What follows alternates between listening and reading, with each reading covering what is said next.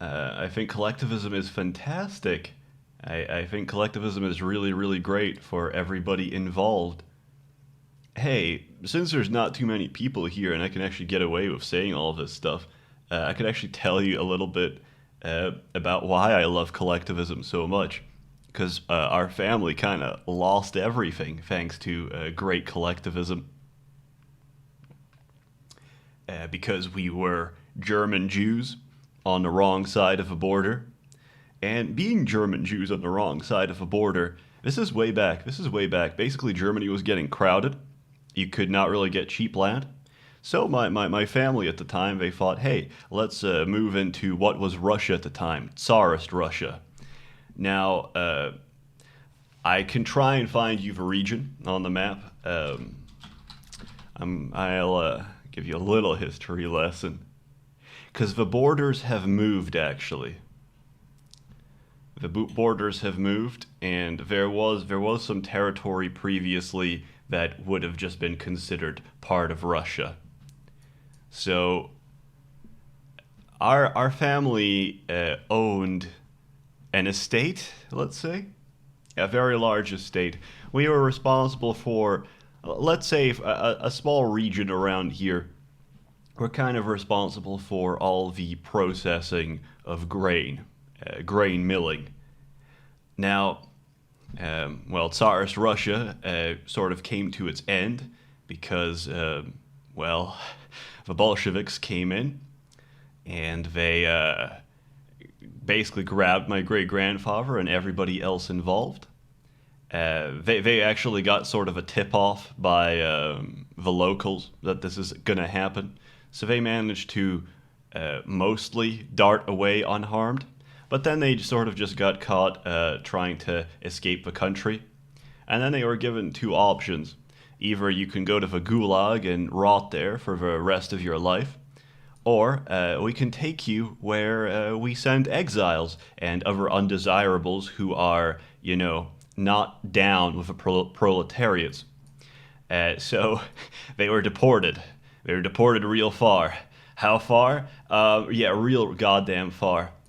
Now, Kazakhstan, Uzbekistan, Kyrgyzstan, they were partially under the USSR umbrella. They were called a Soviet republic. And it was a great place to send people off into exile. So, from my family, we were essentially deported to, I won't tell you the exact region.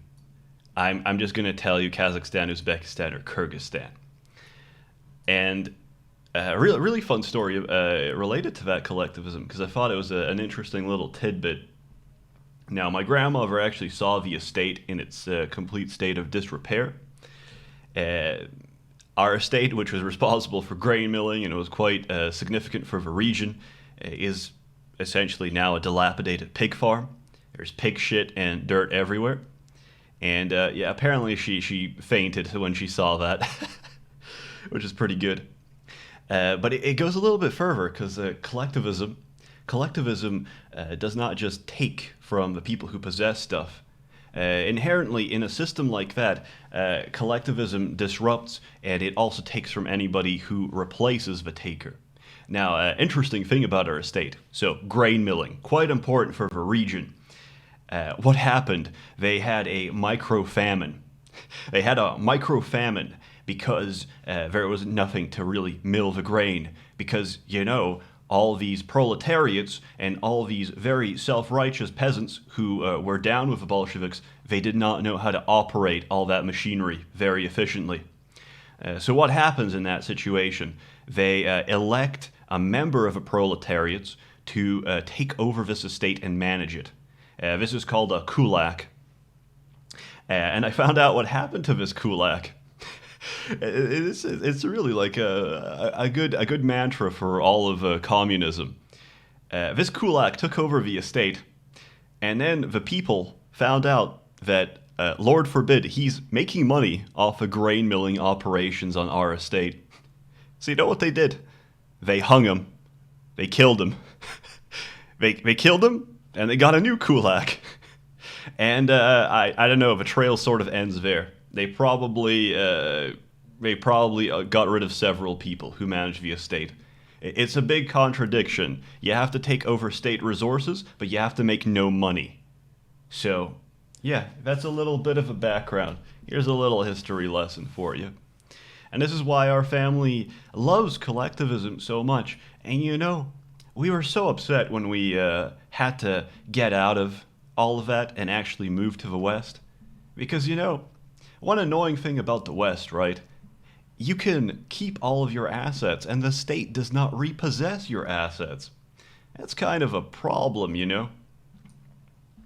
I think my grandfather also lost all of his assets when the USSR actually fell, because he saw the signs that the USSR was going to fall, but he didn't think it would actually happen.